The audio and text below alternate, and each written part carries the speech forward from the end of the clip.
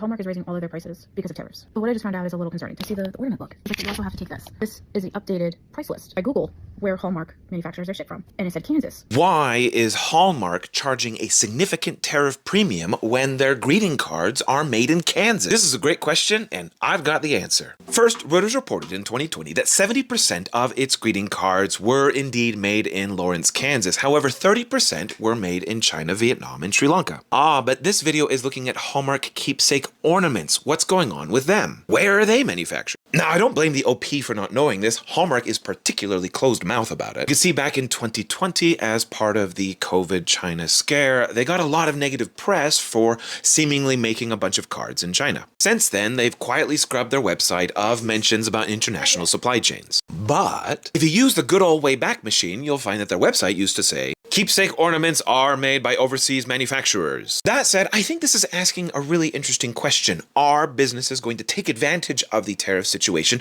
to charge higher prices? It takes us back to the greedflation debate from 2 to 3 years ago. So let's do the economics. Businesses can't just charge any price they want. Ask yourself why a 2-liter bottle of Coke is not $50. You think Coca-Cola's being generous? No, they face you, the customer, who have limits on their demand. This is something McDonald's, again, is rediscovering. Customers are being more judicious with visits across the fast food sector. The second reason is competition. Firms compete with other firms, limiting their ability to raise prices. But now this leads to an interesting hypothesis. Did firms in industries that have less competition experience more inflation, thus taking advantage of that post-COVID situation? And there were a couple of theoretical papers that came out outlining the mechanism of how this would happen. But when we've tested it over the past few years, we simply haven't found enough evidence for it. First source, there is no correlation between the degree of concentration in an industry and the price hikes. Second source, looking at the markups, that is the gap between the marginal cost of producing it and the retail price that it sells for,